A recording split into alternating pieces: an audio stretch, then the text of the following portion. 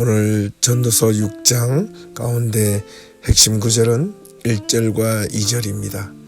제가 대신 봉독해 드리겠습니다. 내가 해 아래에서 한 가지 불행한 일이 있는 것을 보았나니 이는 사람의 마음을 무겁게 하는 것이라. 어떤 사람은 그의 영혼이 바라는 모든 소원에 부족함이 없어 재물과 부요와 존귀를 하나님께 받았으나 하나님께서 그가 그것을 누리도록 허락하지 아니하셨으므로 다른 사람이 누리나니 이것도 헛되어 악한 병이로다. 아멘. 이 말씀을 중심으로 오늘 전도서 6장 말씀을 함께 살펴봅니다. 감사합니다. 안녕하십니까? 박세종 목사입니다. 2022년 10월 12일 수요 말씀 시간입니다.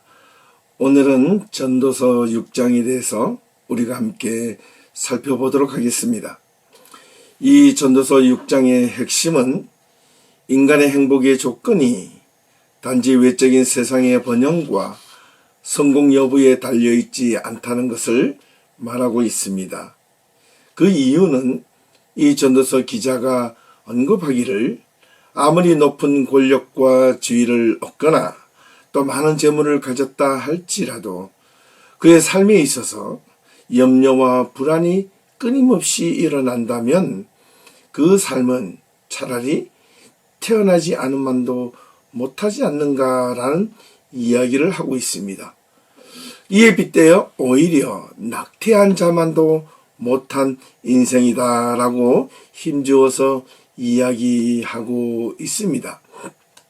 또한 왜냐하면 인간의 삶에 있어서 근심과 걱정은 사람의 뼈와 살을 마르게 할 뿐이기 때문에 그렇습니다.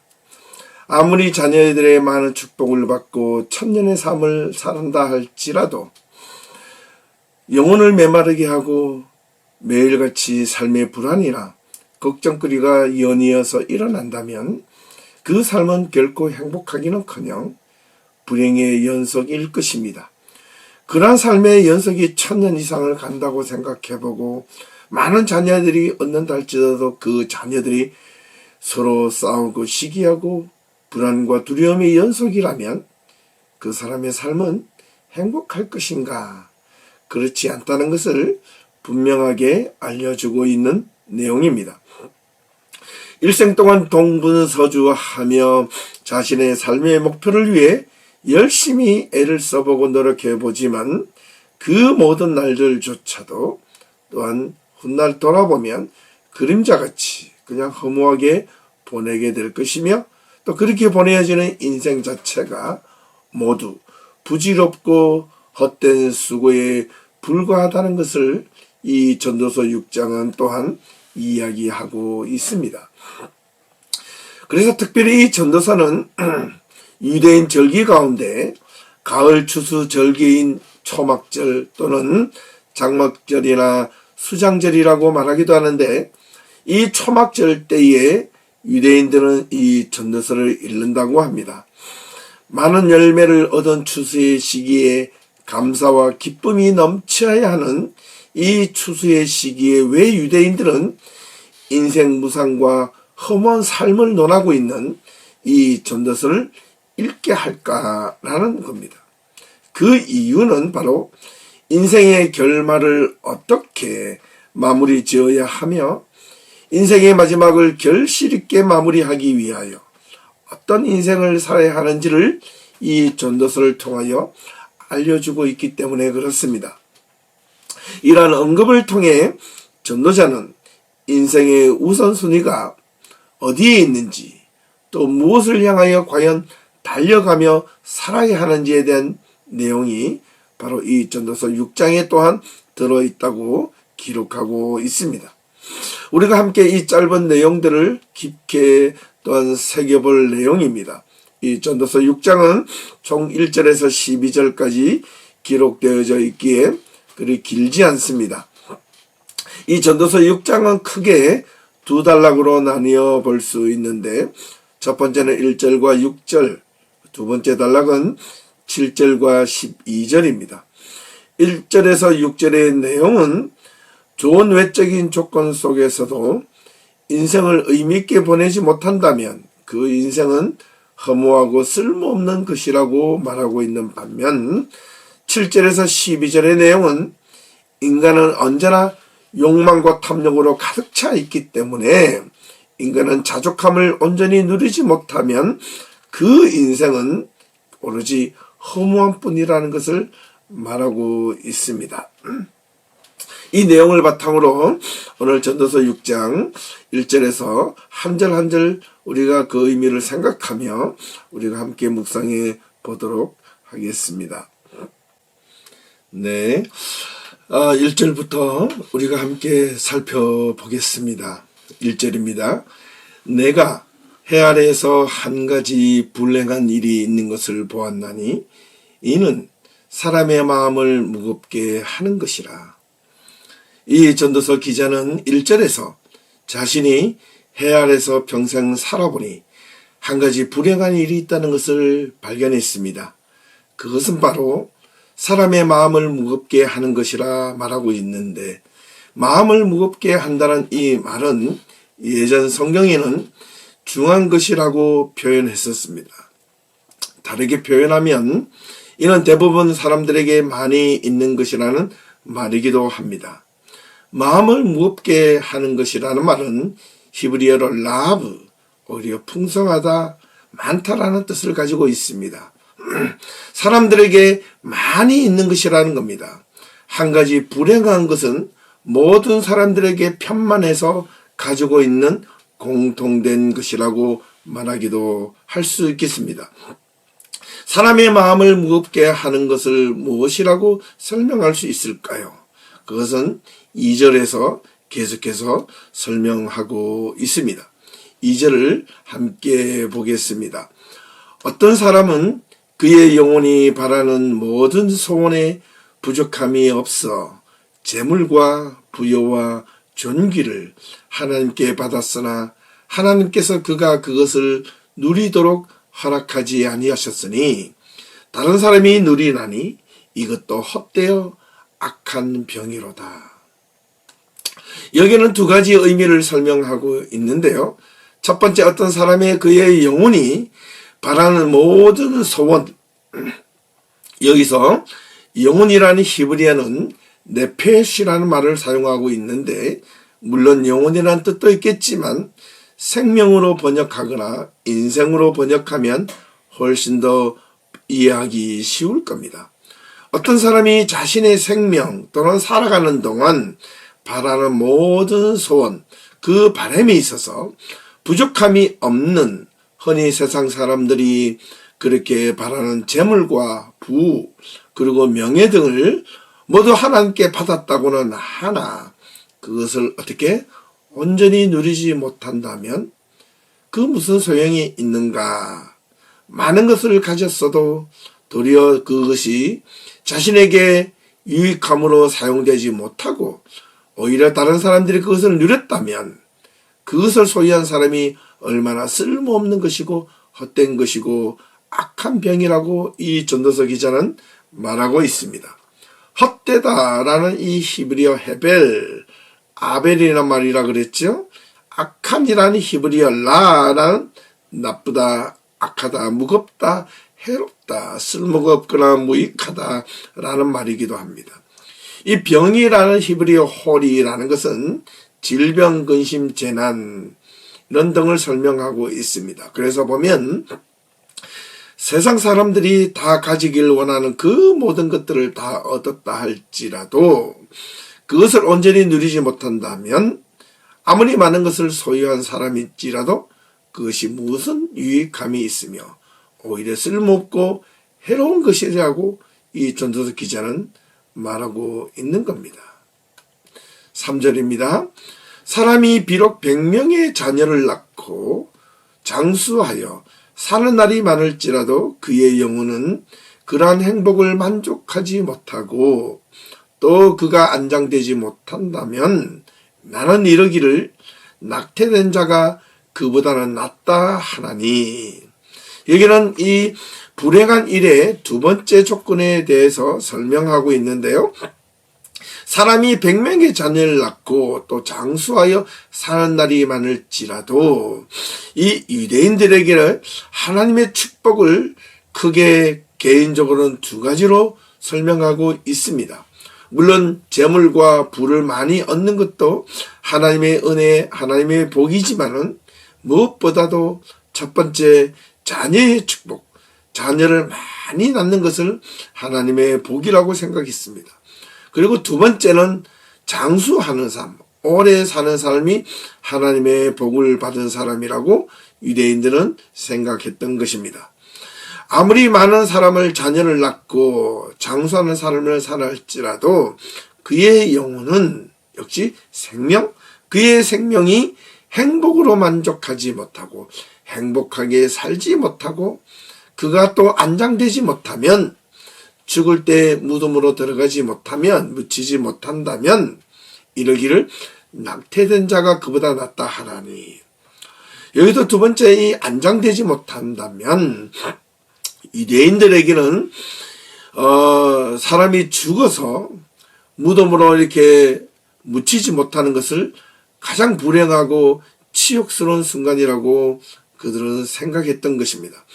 특별히 이 유대인들은 자기가 죽을 때 자기들의 조상 무덤 곁에 그렇게 함께 묻히는 것을 가장 큰 영광으로 보았던 겁니다. 그래서 아브라함의 무덤 곁에 누가요? 야곱이 묻히길 원했고 이삭이 묻히길 원했던 것입니다. 그래서 유대인들은 자기 자신들의 조상의 무덤 곁에 자신의 시신이 묻혀지길 원하는 것을 그 자신의 삶의 마침표 가운데 가장 큰 영광으로 누렸다는 것을 기억할 필요가 있습니다. 이처럼 수많은 자녀를 낳고 아무리 오래 산들 행복한 삶을 살지 못하고 또한 그의 마지막 인생길에 마지막 그의 시신이 죽어서 그의 조상들에게 아니면 이 땅에 묻히지 못하고 길가에 버려진다면 오히려 낙태된 자만도 못한 그런 삶을 산 자라고 불행한 삶이라고 말하고 있는 겁니다. 그래서 4절에는 낙태된 자의 모습을 설명하고 있습니다. 4절입니다. 낙태된 자는 헛되이 왔다가 어두운 중에 가매 그의 이름이 어둠에 덮이니 햇빛도 보지 못하고 또 그것을 알지 못하나 이가 그보다 어떻게 더 평안합니다. 이 낙태된 자, 어머니의 뱃속에 있다가 조산하거나 생명으로 이어지지 못하고 낙태되어 죽음 속에서 어둠 속에서 시작하여 어둠 속으로 그냥 인생을 끝을 맺었던 이 낙태 아이도 누구요? 이렇게 수많은 사람들을 자녀를 낳고 또 장수하는 삶을 살았지만 행복한 삶을 살지 못하고 불행하게 살았고 또한 그의 마지막 죽음에 있어서 자기 조상들의 무덤에 묻히지 못하고 그러지는 못할지언정 그의 시신이 땅에 묻지 못하고 길가에 버려지는 것이 얼마나 불행한 삶인가. 그러한 인생이 낙태한 그는 어둠 속에서 왔다가 어둠으로 가는 자, 이름조차 지음을 받지 못하고 생명을 마쳐야 하는 그 낙태한 어린 생명조차 그 생명보다도 더 불행한 인생이 바로 그러한 자의 모습이 아닌가라고 전도서 기자는 설명하고 있습니다. 6절을 보면 한 번 더 그것을 반복하여 설명합니다. 그가 누가요? 이 많은 자녀를 낳고 장수한 삶을 살았을지라도 불행한 삶을 살았던 사람, 그리고 그가 마지막에 안장되지 못하는 그의 삶은 비록 천년의 갑절을 산다 했을지라도 행복을 보지 못하면 마침내 다 한 곳으로 돌아가는 것뿐이 아니냐. 6절에서 이를 반복하고 있지요. 천년의 갑절을 산다 할지라도 2000년, 3000년 아니 그 수천 년을 인생을 산다 할지라도 행복하지 못하는 삶 모두가 결국 한 곳으로 돌아가고 만다는 것입니다. 그 한 곳이란 바로 음부를 설명하고 있는 자리입니다. 사람이 태어나서 죽음에 이르기까지 그 인생이 우리는 행복의 기준이 무엇이냐라고 물을 때 우리는 대부분 외적인 조건을 가지고 많이 말할 수 있을지 모르겠습니다. 필요합니다. 다른 사람보다 좀 많이 가지고 여유 있게 살고 그리고 많은 것을 누리며 사는 것, 그것이 행복의 하나의 작은 조건이 될 수 있을지는 모르나 그것이 절대적인 조건은 될 수가 없다는 것을 기억해야 합니다. 그렇다면 행복이란 무엇인가라는 것이죠. 행복은 성경에서는 크게 두 가지로 설명하고 있습니다. 첫 번째는 행복이라는 것은 바로 하나님과 더불어 행하는 삶, 하나님의 말씀을 따라서 깊게 온전하게 그 말씀을 따라 인생을 변함없이 살아가는 그 삶이야말로 그것이 신앙 안에서의 가장 큰 행복의 조건이라고 말하고 있습니다. 두 번째 행복의 조건은 인간의 어떤 외적인 조건과도 조금 연결이 되는데 이거는 결단코 이것이 절대적인 행복의 기준은 될 수가 없을 겁니다. 그것은 바로 우리가 흔히 바라는 건강, 물질적인 축복 또는 자녀의 축복, 오래 사는 축복 이런 것들을 설명할 수 있겠지만은 사실은 그것이 아닙니다. 무엇이라고요? 바로 평안의 삶입니다. 행복의 조건은 불행하지 않는 삶의 조건은 가진 것이 없어서 조건이 아니라 행복은 내가 평안함 가운데 내가 삶의 안정적인 것, 조금 부족해도 평안한 삶을 살 수가 있지 않겠습니까? 그렇죠. 많은 것을 누리지 못해도 내가 행복해 할 수 있습니다. 그래서 행복의 조건은 외형적인 조건이 아니라 마음가짐에 있다는 것을 기억하셔야 하겠습니다. 여기까지가 1절에서 6절 첫 번째 단락이라면 이제 두 번째 단락인 7절에서 12절의 내용으로 계속 이어지고 있는데 여기의 내용은 계속된 인생의 허무함에 대한 탄식을 이 전도자는 설명하고 있습니다. 7절을 이어서 보겠습니다.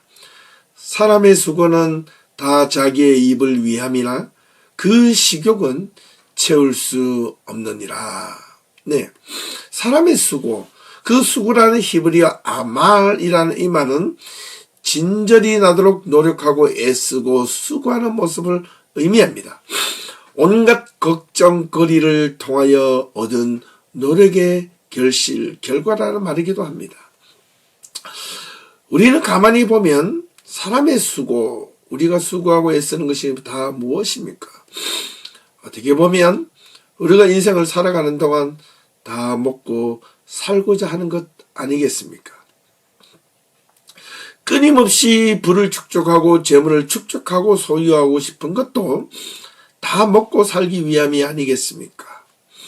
그런데요, 아무리 많은 것을 가진들, 아무리 많은 것을 소유한들, 사람은요, 아무리 많은 큰 부자를 할지라도 하루 3끼 이상, 4끼, 5끼, 6끼 이상을 먹는 경우는 드물지 않겠습니까?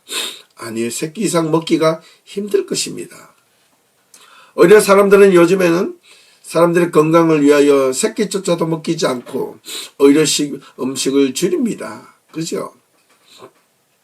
식욕을 채울 수 없다라는 이 말은 식욕이라는 이 히브리어 무엇일까요?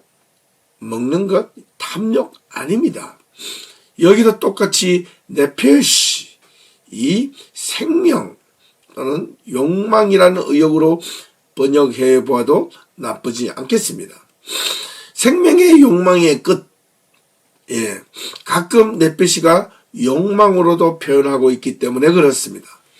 온갖 걱정, 근심거리를 통하여 애써 얻은 노력의 결과조차도 다 먹고 살고자 함인데 그렇게 근심, 걱정거리를 통하여 얻은 결과의 욕망은 어떻게 해요? 끝이 없다는 겁니다. 견물생심이라는 말이 있지 않습니까? 눈에 보이는 욕심은 끝이 없다는 말과도 같을 것입니다. 8절과 9절을 보겠습니다. 지혜자와 우매자보다 나은 것이 무엇이냐? 지혜자가 우매자보다 나은 것이 무엇이냐? 살아있는 자를 앞에서 행할 줄을 아는 가난한 자에게는 무슨 유익이 있는가? 눈으로 보는 것이 마음으로 공상하는 것보다 나으나 이것도 헛되어 바람을 잡는 것이로다. 지금 전도서 기자는 묻고 있습니다. 지혜로운 자가 어리석은 자보다 나은 것이 있다면 그것이 무엇인가? 라고 말입니다. 살아있는 자들 앞에서 행할 줄을 아는 가난한 자에게는 무슨 또한 유익함이 있는가라고 묻고 있습니다. 여기서 어떤 유익이 있는가를 해석해 보는 게 더 좋을 것 같습니다. 비록 가난한 자일지라도 살아있고 또 살아있음에 삶의 의미를 알고 그렇게 살고자 하는 자는 비록 가난한 자일지라도 그에게는 참된 유익함이 있지 않겠는가라는 반문이기도 하겠습니다. 그러면서 또한 눈으로 보는 것이 마음으로 공상, 히브리어로 할락, 하여튼 그런 상상하는 것보다 낫지만 이 모든 것들도 바람을 잡으려고 애쓰는 것과 같이 헛된 짓이라고 설명하고 있습니다. 눈으로 보는 것이 마음으로 공상하는 것보다 낫지만 그 모든 것조차도 바람을 잡는 것처럼 쓸모없는 것이다. 어떻게 보면 우리의 인생은 눈으로 보이는 것에 의미가 있겠습니다만은 눈에 보이는 것이 전부가 아니라는 것을 설명하고 있기도 합니다. 10절 넘어갑니다. 이미 있는 것은 무엇이든지 오래전부터 그의 이름이 이미 불린 바 되었으며 사람이 무엇인지도 이미 안 바 되었나니 자기보다 강한 자와는 능히 다를 다툴 수 없느니라. 어떻게 보면 문자적으로 볼 때 그 이름으로 불려진 바 되었으며 라는 말인데 존재하는 모든 것들은 그의 이름으로 명명됨으로 말미암아 각각의 특성과 성격이 부여되는 것처럼 사람도 존재론적으로 스스로 선택하거나 거부할 수 없는 일정의 질서와 법칙 안에서 살아가야 한다는 것을 암시하는 말로 해석될 수 있겠습니다.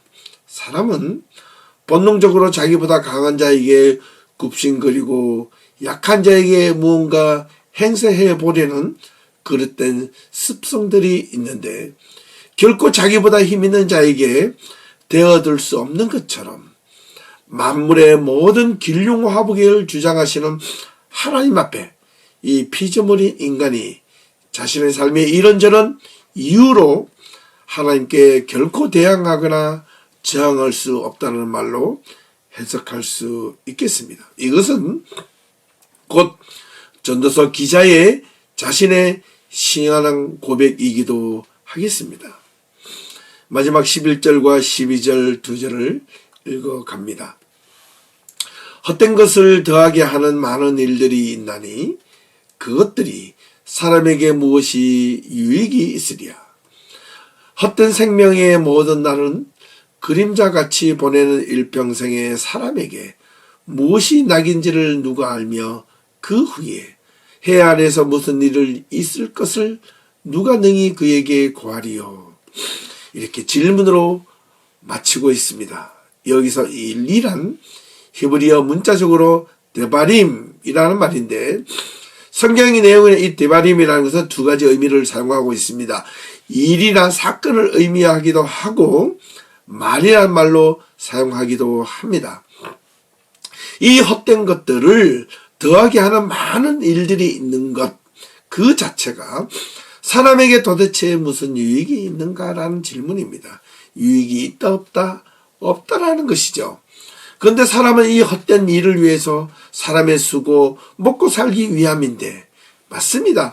먹고 사는 것도 오늘 먹고 사는 것 이것이 필요한 거지 내일이 어떻게 될지도 모르는데 우리는 내일을 염려하며 살아가는 인생이지 않습니까? 그렇습니다. 오늘은 잠시 못 먹고 못 입어도 내일은 잘 되겠지라는 희망, 미래를 희망을 포기하라는 말이 아니라 내일에 대한 막연한 기대감 때문에 오늘을 불행하게 살면 그 어떤 인생에 희망이 있겠는가? 오늘을 행복하게 살지 못하는데 어찌 내일이 행복할 수 있겠나는 반문이기도 하는 말입니다.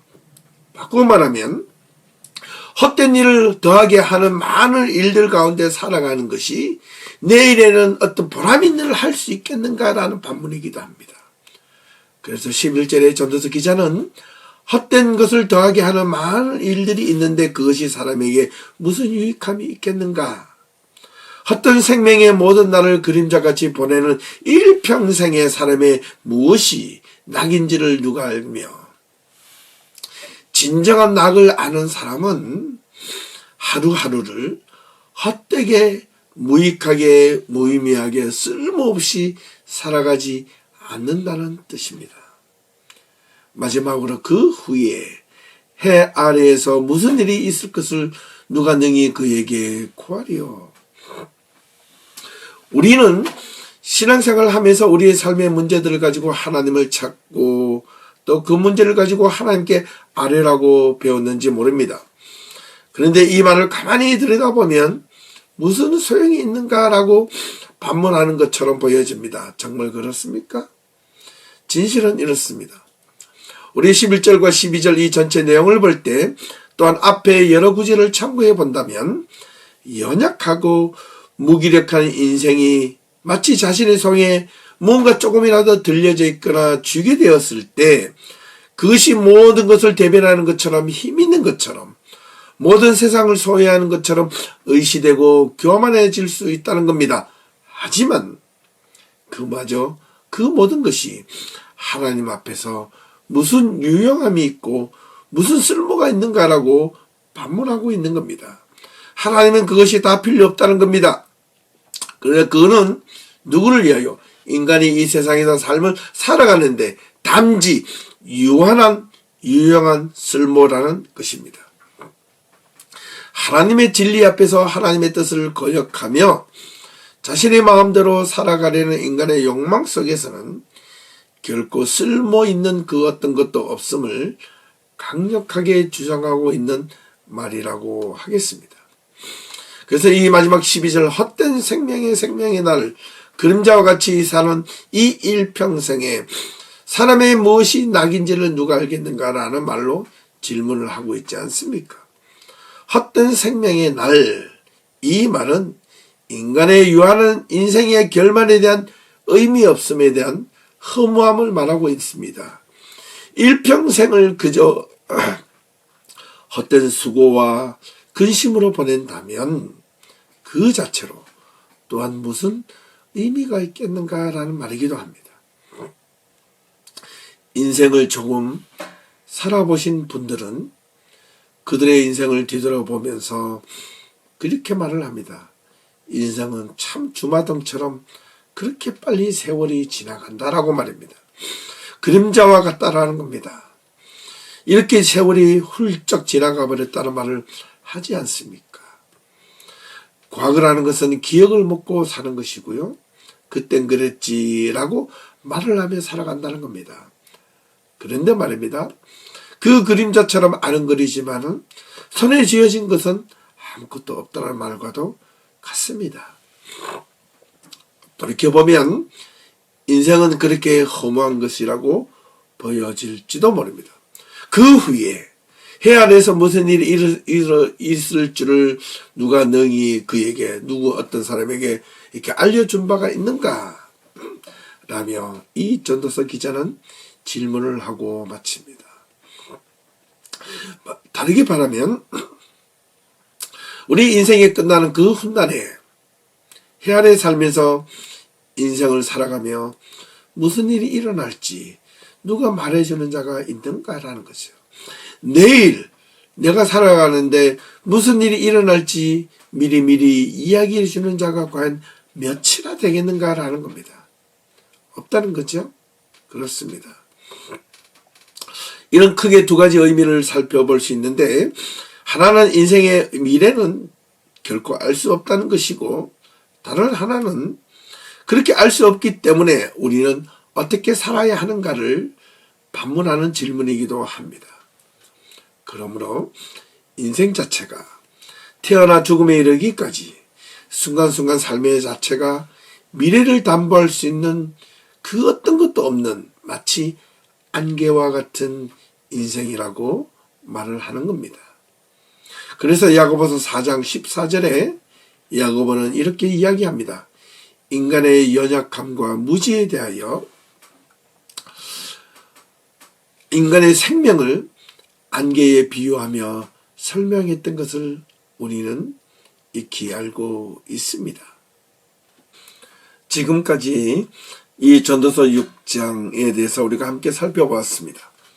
이 전도서 6장도 계속되어 인생의 무상함과 험함에 대하여 언급하고 있다고 내용상 보여지고 있습니다. 보기에도 그렇습니다. 지난 시간에도 계속 언급했지만 무엇보다도 우리가 알아야 하는 것은 이 전도서의 전체 내용이 형식상으로는 분명 인생의 허무함, 삶의 무익함과 쓸모없음, 공허함에 대한 내용을 담고 있지만 정작 이 전도서 기자는 이런 내용을 설명하거나 말하고자 함이 아니라 이러한 인생이기 때문에 우리는 어떻게 살아야 하는가를 말하고자 하는 것이라고 말할 수 있겠습니다. 이것을 잊어서는 안 되겠습니다. 우리 그리스도인들은 성도로서 어떻게, 하나님의 백성으로 어떻게 살아야 하는가라는 질문을 여기서 다시 한 번 더 해보고 싶습니다. 사실 그리스도인이라고 해서 삶의 문제가 없는 것이 아니고 삶의 역경 앞에서 때로는 무너지지 않는 사람 없습니다.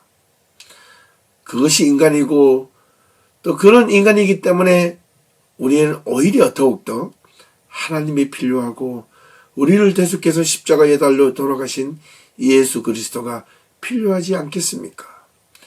가만히 보면 사람들은 두 가지 유형을 가지고 살아가고 있는 것 같습니다.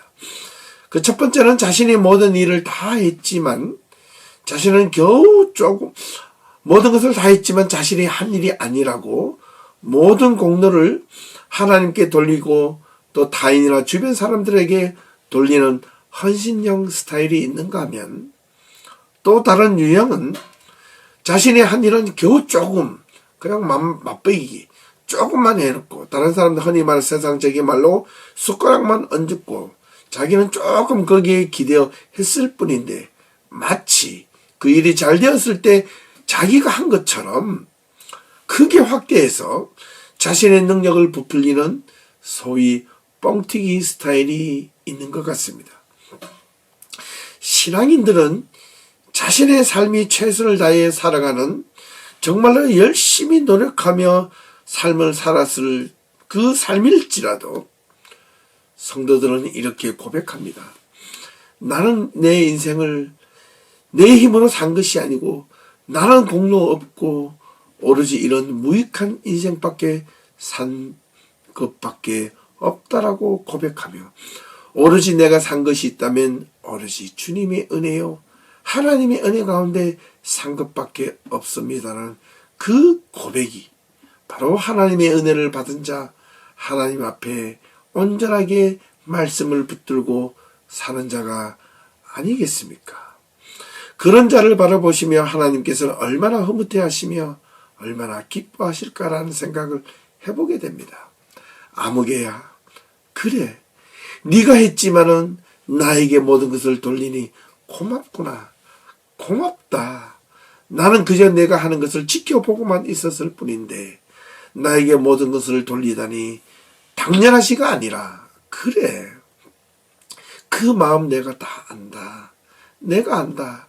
고생했다. 수고했다. 아들아, 딸아, 이 세상을 살아가면서 나의 말씀, 하나님의 말씀을 붙잡고 살아간다는 것이 결코 쉽지 않았을 터인데 얼마나 수고했니? 고맙구나. 감사하구나라는 말을 하나님께서 우리에게 해 주시지 않을까 감히 생각해보며 확신을 가져봅니다.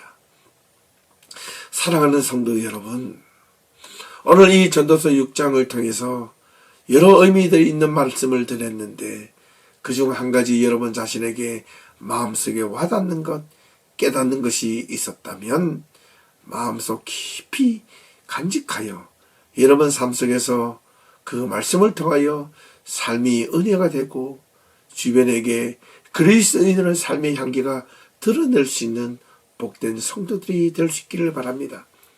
반복해서 말씀드리지만 이 전도서는 삶의 무상함, 인생의 허무함, 공허함을 설명하는 것이 아니라 겉으로 보기에 이 인생을 허무하고 끝이 있고 이 삶이 정말 지나고 나면 아무런 쓸모없는 것이기 할지라도 그것이 인생이기 때문에 우리는 그렇게 살지 않아야 한다는 하나님의 이 약속의 말씀을 붙들고 살아야 한다는 것, 또 이 전도서 기자는 분명 자신이 지나고 나니 그런 모습으로 경험되어졌을 때 후세들에게 우리들은 그렇게 살지 말 것을 당부하고 있는 말을 기억하며 우리의 남은 삶들을 우리 삶 속에서 조건적으로 왜 나는 나에게 이런 불행과 어려움과 고통과 시련의 연속이 있는가라고 그 생각을 할 것이 아니라 그 생각이 나를 오히려 불행하다 하게 만드는 것이라는 것을 기억하며 그 생각을 버리고 하나님의 말씀 가운데 은혜 가운데 그 안에서도 행복을 찾고 기쁨을 찾고 감사를 찾을 수 있는 성도들이 다 될 수 있기를 주님의 이름으로 부탁을 드리고 축복합니다.